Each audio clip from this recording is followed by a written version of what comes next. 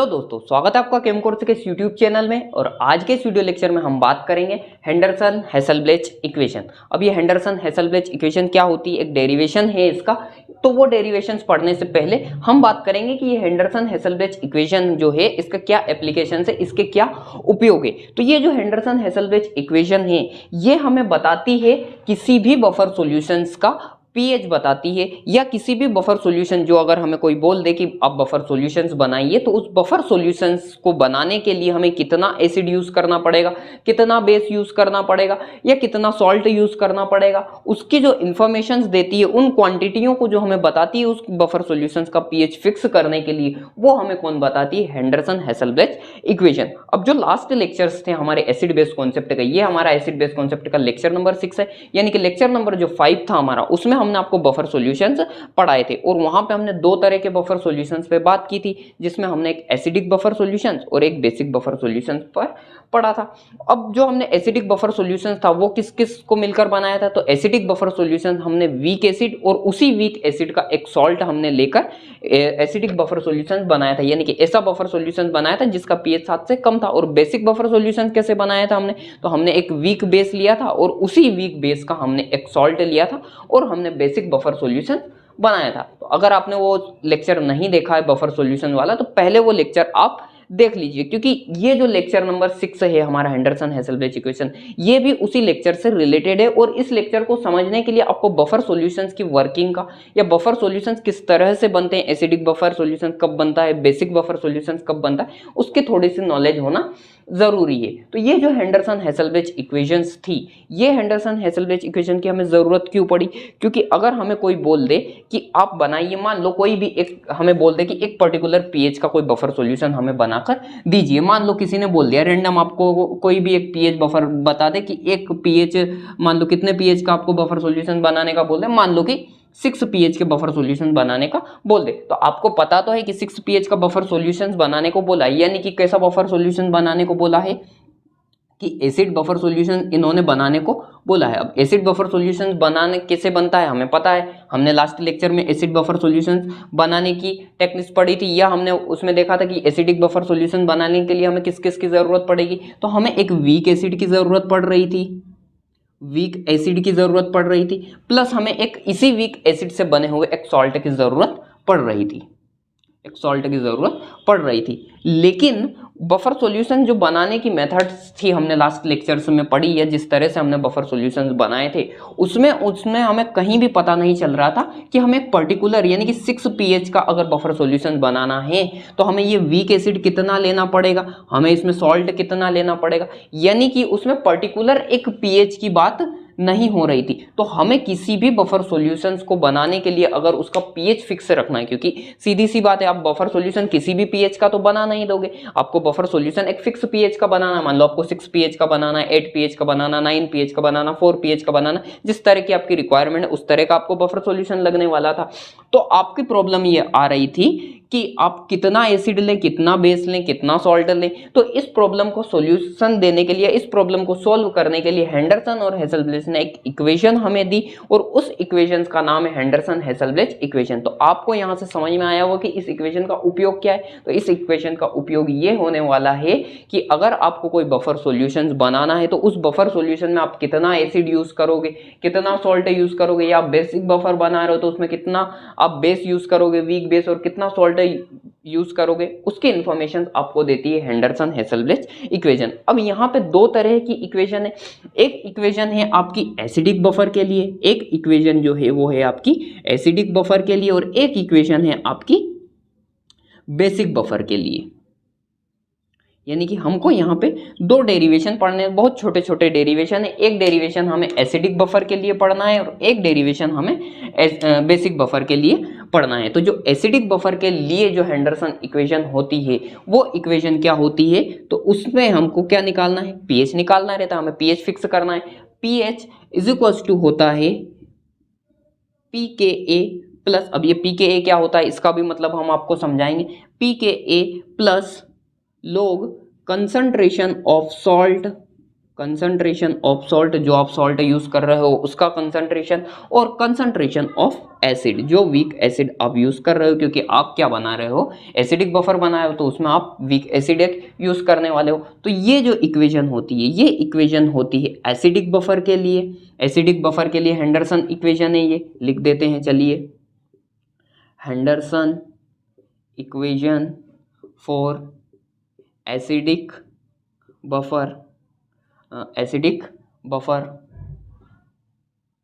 तो ये हो जाएगी हमारी हेंडरसन इक्वेशन एसिडिक बफर के लिए। बेसिक बफर के लिए हेंडरसन इक्वेशन क्या होती है, तो देखिए बेसिक बफर के लिए जो हेंडरसन इक्वेशन होती है उसमें हम पीएच से नहीं उसे निकालते, उसे हम पीओएच में के टर्म में लिखते हैं। अब पीओएच अगर हमें पता चल जाएगा तो हम पीएच भी आसानी से उसे कन्वर्ट कर लेंगे, क्योंकि हमने जब पीएच पढ़ा था तो वहां पे हमने आपको बताया था कि pH plus pOH is equal to क्या होता है, 14 होता है। या इसे हम क्या लिखते हैं, इसे हम लिखते हैं पी के डब्ल्यू। ये क्या होता है, पी के डब्ल्यू क्या होता है, पी के डब्ल्यू होता है function of dissociation constant of water, क्योंकि डिसोसिएशन कांस्टेंट ऑफ वाटर को हम क्या लिखते हैं, डिसोसिएशन कांस्टेंट ऑफ वाटर के डब्ल्यू, इसका अगर माइनस लोगेरिथम ले लें तो ये इक्वल टू होता है पी के डब्ल्यू के। चलो ये चीज़ें तो हमने पढ़ ली है। कहाँ पे पढ़ी है ये, हमने पीएच वाले लेक्चर में पढ़ी। अगर ये आपको ये स्टेप समझ में नहीं आ रही हो कि pH plus pOH is equal to 14 कैसे आया है, तो आप पीएच वाला भी लेक्चर देख सकते हैं, जो लेक्चर हमारे चैनल पर ऑलरेडी अपलोड हो चुका है। तो चलिए हम तो यहाँ पे आते हैं कि बेसिक बफर सॉल्यूशंस के लिए हमारी हेंडरसन इक्वेशन क्या होती है। अब ये इक्वेशन कहाँ से आई है, इसका डेरिवेशन हम अभी पढ़ने वाले। पहले हम देख लेते हैं कि इक्वेशन होती क्या है। तो इसे बेसिक बफर सॉल्यूशंस की जो हेंडरसन इक्वेशन होती है उसे हम किसके टर्म में लिखते हैं, पीओएच के टर्म में लिखते हैं। पीओएच इज इक्वल टू होता है पी के बी। पी के बी क्या होता है, इसकी भी हम चर्चा अभी यहाँ पे करेंगे। Plus log concentration of salt upon में कंसंट्रेशन ऑफ, अब एसिड की जगह क्या आ जाएगा, एसिड की जगह बेस आ जाएगा, क्योंकि आप बेसिक बफर सॉल्यूशन बना रहे हो। बेसिक बफर सॉल्यूशन में को बनाने में आप क्या यूज करते हो, बेस यूज करते हो, तो यहाँ पे आ जाएगा आपका बेस। तो ये होती है एसिडिक बफर सॉल्यूशन के लिए हेंडरसन इक्वेशन, जबकि ये होती है बेसिक बफर सॉल्यूशंस के लिए Henderson equation.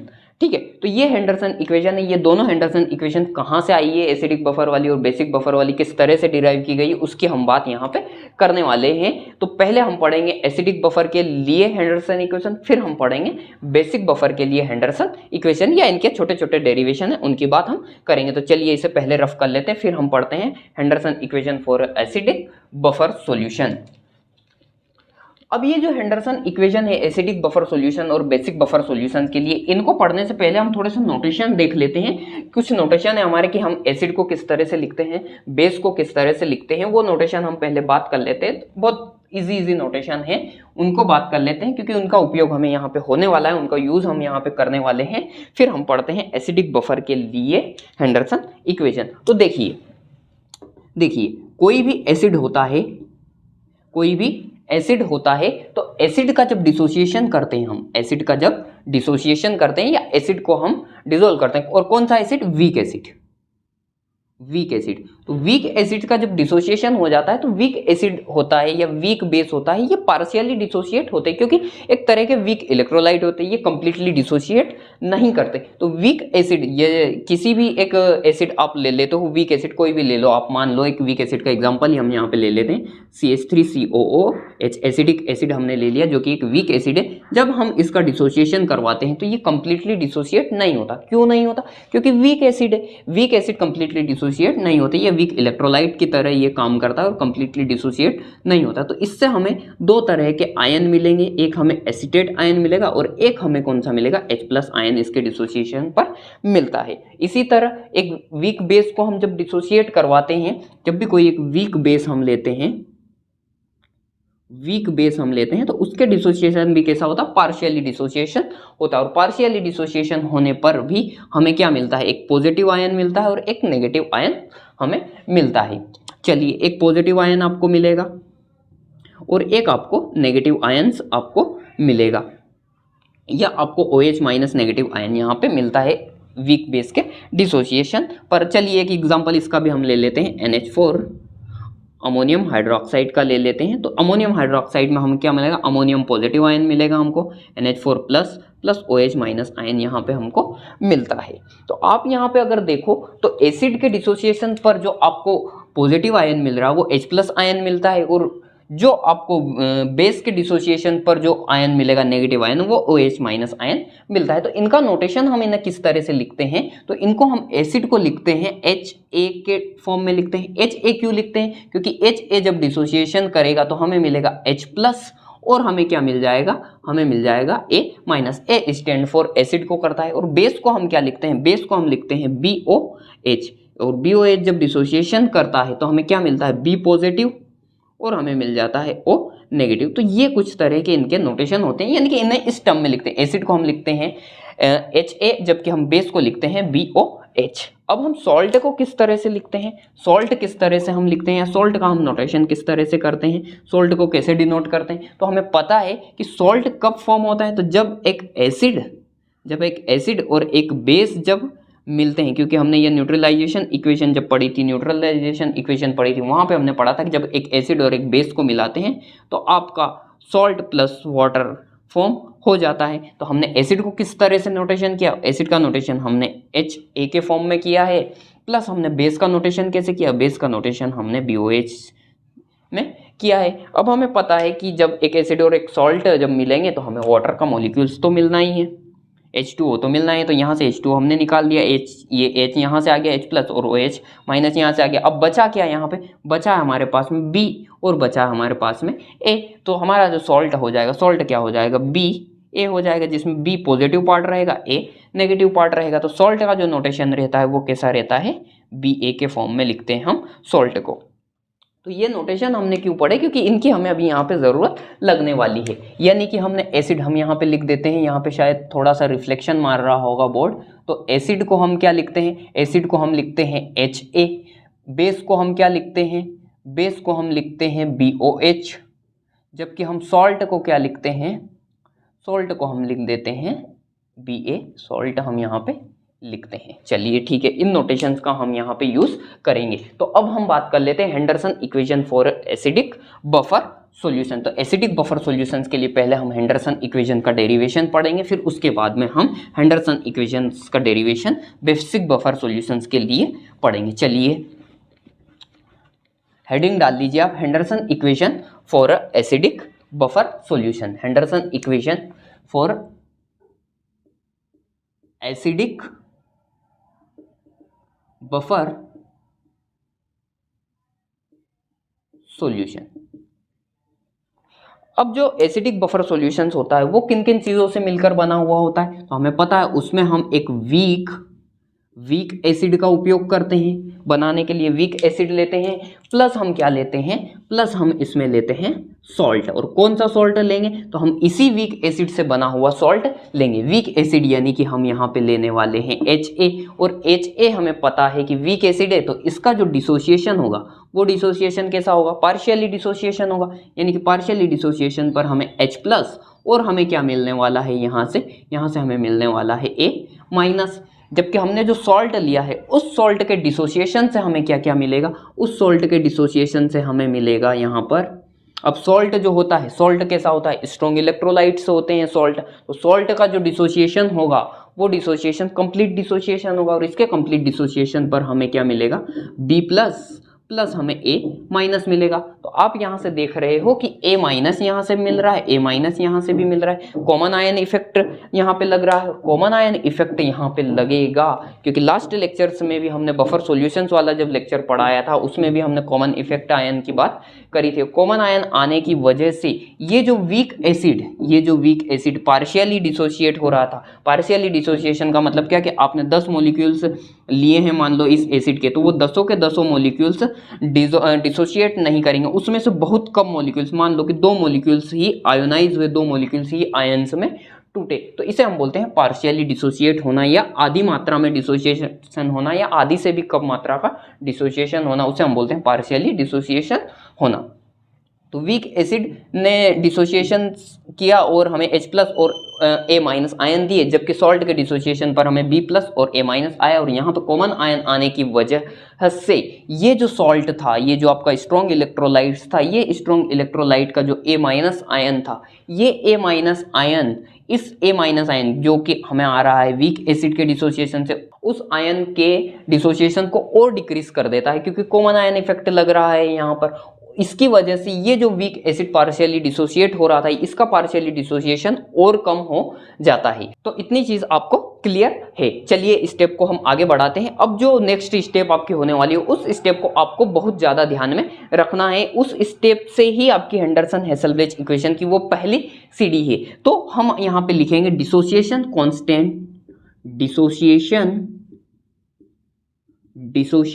Constant of weak acid, क्योंकि हमने वीक एसिड यूज किया। Dissociation constant of weak acid के ए लिखते हैं हम, के ए लिखते हैं इसे। और के ए का जो फॉर्मूला होता है, के ए इज इक्वल्स टू होता है, के ए इज इक्वल्स टू होता है कंसंट्रेशन ऑफ प्रोडक्ट। अब कंसंट्रेशन ऑफ प्रोडक्ट यहाँ पे क्या है, H प्लस आयन और A माइनस आयन। डिसोसिएशन कर रहे हैं हम किसका, वीक एसिड का। क्योंकि ये स्टेप अगर आपने कर ली तो आपकी पूरी हेंडरसन हेसलब्लेच इक्वेशन सॉल्व है।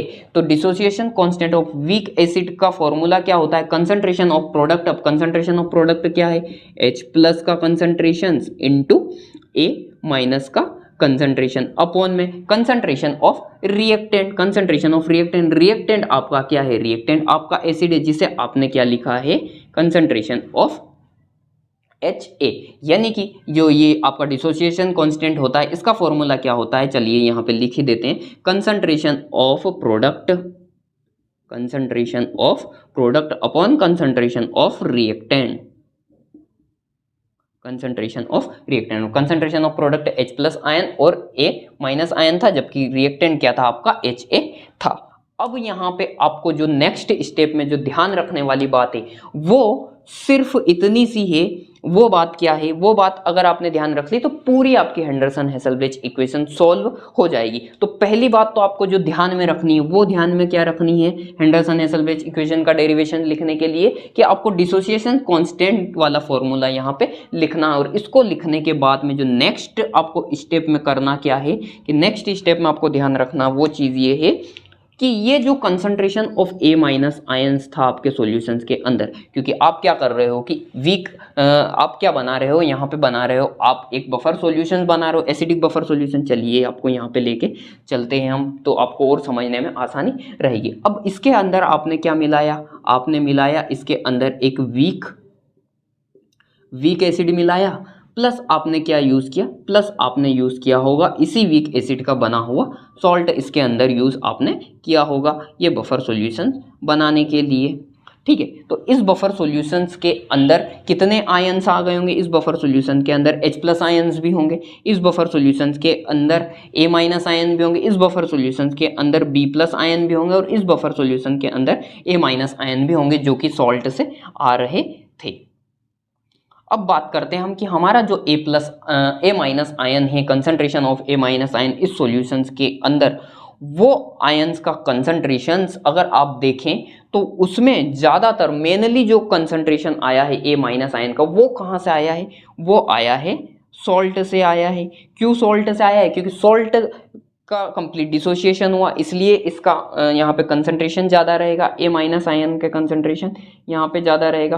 प्लस जो आपका वीक एसिड से आ रहा था, उस वीक एसिड का जो कंसंट्रेशन आ रहा था A माइनस आयन का, उसको कॉमन आयन आने की वजह से और उसको डिक्रीज कर दिया गया है। यानी कि पहले तो वो हमने माना था कि 2 मॉलिक्यूल उसके डिसोसिएट हो रहे थे, लेकिन कॉमन आयन आने की वजह से और डिक्रीज कर जाता है इसका डिसोसिएशन। यानी कि हम कह सकते हैं कि इस सॉल्यूशन के अंदर जितने भी A माइनस आयन का कंसंट्रेशन था, वो कंसंट्रेशंस मेनली कंसंट्रेशन किसकी वजह से आया, वो सॉल्ट की वजह से आया। यानी कि जो एसिड वीक एसिड के डिसोसिएशन से जो आ रहा था A माइनस, वो बहुत ही नेग्लेजेबल होता है और उसे हम नेग्लेजेबल कर देते बहुत ही कम क्वांटिटी होने की वजह से। तो हम यहाँ पे concentration of A minus ion की जगह पे क्या कंसंट्रेशन ऑफ सॉल्ट लिख सकते हैं, क्योंकि जितने भी A माइनस आयन का कंसंट्रेशन आ रहा है उसमें ज़्यादा से ज़्यादा कंसंट्रेशन किससे आ रहा है, सॉल्ट से आ रहा है। तो इसे हम सॉल्ट से यहाँ पे रिप्लेस कर देते हैं। यानी कि अगली स्टेप में आपको क्या करना है कि Ka इज इक्वल्स टू, अब H प्लस तो एज इट इज ऐसा कैसा रहेगा, क्योंकि ये तो जितना भी आ रहा है किससे आ रहा है, वीक एसिड से ही आ रहा है, लेकिन A माइनस आयन का जो कंसंट्रेशन आ रहा है वो किससे आ रहा है, ज़्यादातर सॉल्ट से आ रहा है। तो ये स्टेप अगर आपने कर लिया यहाँ पर तो आपकी हेंडरसन हेसलब्लेच इक्वेशन सॉल्व है। फिर इसके बाद आपको पूरा थोड़ा बहुत इसको अरेंज ही करना है। और यहाँ पे नीचे क्या रहेगा, बेस में रहेगा कंसंट्रेशन ऑफ एसिड का आपका कंसंट्रेशन। ठीक है, तो इतनी स्टेप होने के बाद में ये दो स्टेप आपने ध्यान रखने की। पहली स्टेप में आपको डिसोसिएशन कांस्टेंट वाला फंडा लगाना है। डिसोसिएशन कांस्टेंट का फॉर्मूला लिखना है वीक एसिड के लिए, ये वीक एसिड के लिए लिखना है, सॉल्ट के लिए नहीं लिखना है। डिसोसिएशन कांस्टेंट आपको वीक एसिड के लिए लिखना है और उसी इक्वेशन को आपको आगे बढ़ाना है जिसमें आपको concentration of A minus ion को सॉल्ट से रिप्लेस करना है। और क्यों किया ये भी आपको समझ में आया, क्योंकि जितना भी कंसंट्रेशन आ रहा था उसका ज़्यादातर कंसंट्रेशन सॉल्ट से आ रहा था, इसलिए हमने यहाँ पर लिख दिया कंसंट्रेशन ऑफ सॉल्ट। अब हमको इसको पीएच के टर्म में लेके जाना है और हमें पता है कि पीएच क्या होता है। पीएच हमारा क्या होता है, पीएच इज इक्वल्स टू होता है हमारा, पीएच इज इक्वल्स टू क्या होता है, minus logarithm of concentration of H plus ion. यही होता है पीएच, पीएच यही तो पढ़ा है हमने। पीएच क्या होता है, minus logarithm of concentration of H plus ion, और लॉग के बेस में 10 वाला लॉग हमको लेना है। ठीक है, तो यहाँ से हम इस इक्वेशंस को पहले H प्लस आयन को एक साइड कर लेते हैं और बाकी का जितना भी टर्म हमारा बचता उसे हम एक साइड कर लेते हैं। तो यहाँ से हमारा concentration of H plus ion हो जाएगा, ये H प्लस आयन यहीं पर रह जाएगा, बाकी का जितना भी हम इसे एक साइड में शिफ्ट कर देते हैं या एक साइड में इसे लिख देते हैं। तो पहले हमारा KH और हमारा जो कंसंट्रेशन ऑफ एसिड था वो चले जाएगा ऊपर, अपॉन में हमारा आ जाएगा कंसंट्रेशन ऑफ सॉल्ट।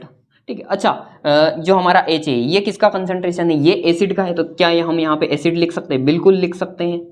यहाँ पे हमने लिख दिया कंसंट्रेशन ऑफ एसिड। ठीक है, अब हम इसका क्या ले लेते हैं, माइनस लोगरिथम ले लेते हैं दोनों साइड में। तो minus logarithm log base 10 concentration of H plus ion is equals to minus log base 10, इसको बड़े ब्रैकेट में लिख देते हैं, Ka into concentration of acid upon concentration of salt.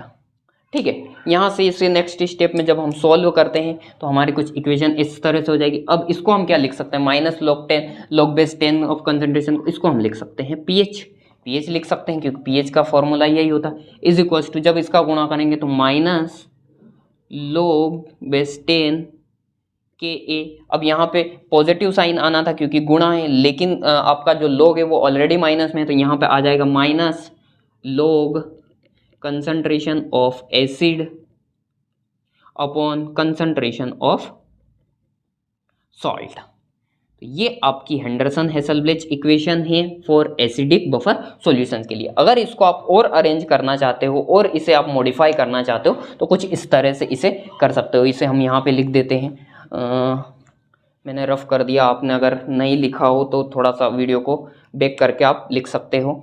तो इसे हम मॉडिफाई और कर देते हैं, तो पीएच एज इट इज हमारा ऐसा कैसा रहेगा, is equals to minus log base 10 Ka को हम क्या लिख सकते हैं, इसे हम लिख सकते हैं Pka, क्योंकि log बेस 10 क्या होता है हमारा, माइनस log बेस 10 क्या होता है, log बेस 10 होता है हमारा P फंक्शन ही तो लिखते हैं हम। यहाँ पे हमने concentration of H plus ion था और माइनस log बेस 10 को हमने क्या लिखा था, P फंक्शन हम लिखते हैं। पोटेंज ऑफ हाइड्रोजन आयंस लिखते हैं, पोटेंज डिहाइड्रोजन आयंस लिखते हैं हम। डेनिश हमने जब आपको पीएच पढ़ाया था वहाँ पे पढ़ाया था कि डेनिश वर्ड है जिसका मतलब क्या होता है, पावर ऑफ हाइड्रोजन आयन। यहाँ पे अगर कंसंट्रेशन में हाइड्रोजन आयन है तो हाइड्रोजन आयन, यहाँ पे हमारा Ka है कॉन्स्टेंट, डिसोसिएशन कॉन्स्टेंट, तो इसे हम लिख सकते हैं माइनस log बेस 10 Ka को लिख सकते हैं Pka। अब आप चाहते हो कि यहाँ ये नेगेटिव साइन को आपको पॉजिटिव करना है तो इसे आप फ्लिप कर दीजिए, तो क्या हो जाएगा आपका, यहाँ पे पॉजिटिव साइन आ जाएगा और log और आपका जो सॉल्ट बेस में था वो आपका कहाँ चले जाएगा, ऊपर चले जाएगा। कंसंट्रेशन ऑफ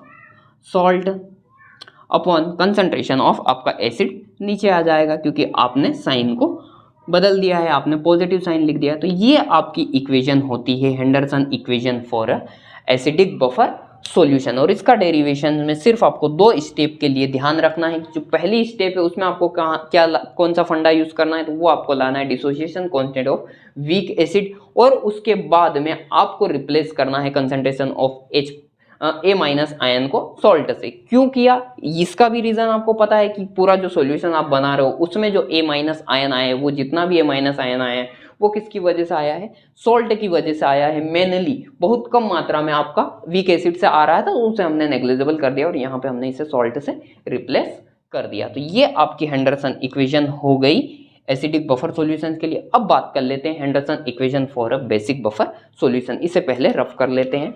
तो जो हमारी हेंडरसन हेसलब्लेच इक्वेशन होती है बेसिक बफर सॉल्यूशंस के लिए, वो क्या होती है, तो वो होती है हमारी POH is equals to PKB plus log concentration of salt upon concentration of base, concentration of salt upon concentration of base। अब इसका हम डेरिवेशन पढ़ेंगे कि ये इक्वेशन कहाँ से आई है।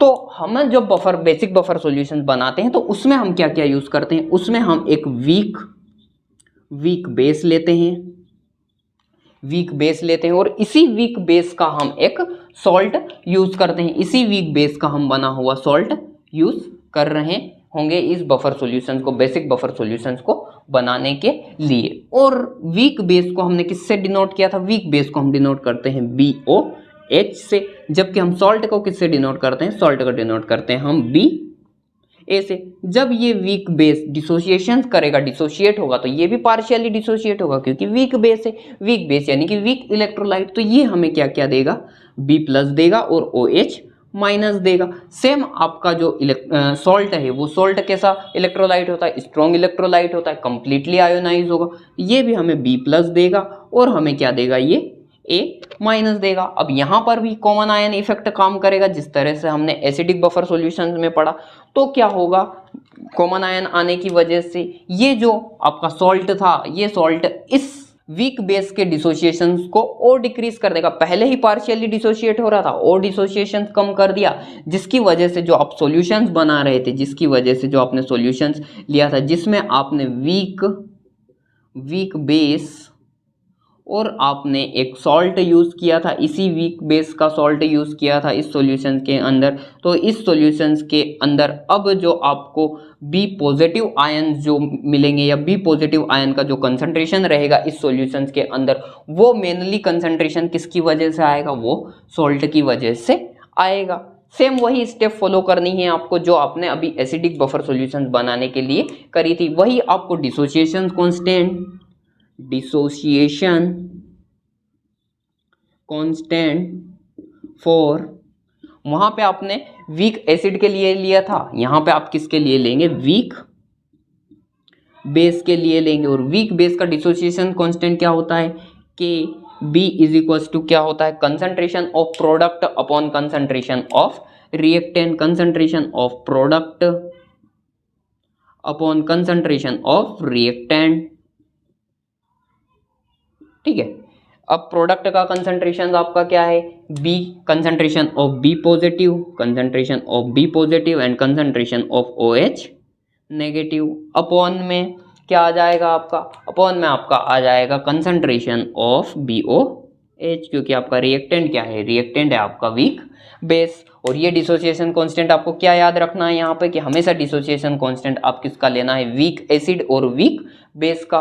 फिर सेम वही प्रक्रिया आपको करनी है, सेम वही स्टेप फॉलो करनी है कि जितना भी सॉल्यूशंस के अंदर कंसंट्रेशन आ रहा है B पॉजिटिव आयन का, वो मेनली किससे आ रहा है, वो मेनली आ रहा है आपका सॉल्ट की वजह से। तो हमारा जो कंसंट्रेशन ऑफ वीक बेस से आ रहा था उसे हम कम होने की वजह से नेग्लिजिबल कर देंगे, और नेग्लिजिबल होने से हम यहाँ पे क्या लिख देंगे, KB इज इक्वल्स टू, इसकी जगह हम क्या लिख देंगे, इसकी जगह हम लिख देंगे कंसंट्रेशन ऑफ सॉल्ट लिख देंगे। क्यों लिखा, इसका रीजन पता है ना, क्योंकि जितना भी B पॉजिटिव का कंसंट्रेशन आ रहा है वो कंसंट्रेशन किसकी वजह से आ रहा है, सॉल्ट की वजह से आ रहा है। और आपका BOH की जगह क्या आ जाएगा, BOH की जगह आ जाएगा कंसंट्रेशन ऑफ बेस।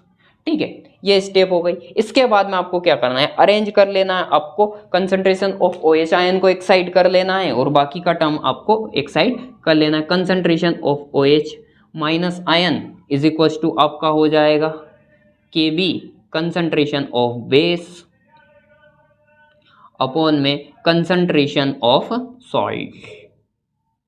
ठीक है। अब इसका माइनस लोगेरिथम ले लीजिए, माइनस लोगेरिथम ले लिया आपने इसका, माइनस लोगेरिथम लेने पे आपकी स्टेप क्या हो जाएगी, माइनस लोगेरिथम लेने पे आपकी स्टेप हो जाएगी minus log base 10 concentration of OH ion. अब कंसंट्रेशन ऑफ OH आयन्स को हम क्या लिखते हैं, minus log base 10 of concentration of H plus ion को हम लिखते हैं POH, और हमें POH के टर्म में ही तो लिखनी है, लानी है इक्वेशन को, इसीलिए हमने माइनस log बेस 10 इसका ले लिया। इधर की साइड भी ले लीजिए आप, माइनस log बेस 10 इंटू में KB into concentration of base upon में कंसंट्रेशन ऑफ सॉल्ट। ठीक है। नेक्स्ट स्टेप में आप क्या करेंगे, नेक्स्ट स्टेप में आप यहाँ पे लिख देंगे, नेक्स्ट स्टेप में आप इसको किससे रिप्लेस कर देंगे, POH से रिप्लेस कर देंगे, तो आपका हो जाएगा POH इज इक्वल टू, इसका गुणा अंदर हो जाएगा minus log base 10 KB minus plus आना था क्योंकि इनटू में, लेकिन आपका log ऑलरेडी माइनस में, इसलिए ये पॉजिटिव साइन यहाँ का माइनस हो जाएगा, minus log base 10 concentration of base upon concentration of salt. ठीक है। अब आपको वही पॉजिटिव लेके आना है, इसको पॉजिटिव बनाना है, तो इसे आप फ्लिप कर दीजिए, POH इज इक्वल टू, अब ये क्या हो जाएगा, ये हो जाएगा functions of KB, P function of KB, PKB हो जाएगा ये। ठीक है। क्योंकि माइनस log बेस 10 को आप क्या लिखते हो, माइनस log बेस 10 आपका क्या होता है, P फंक्शन होता है, P फंक्शन लिख दिया। अब आपको इसको पॉजिटिव करना है तो इसे फ्लिप कर दीजिए, अब ये हो जाएगा log बेस 10 सॉल्ट, ऊपर चले जाएगा आपका concentration of salt upon concentration of base. ठीक है।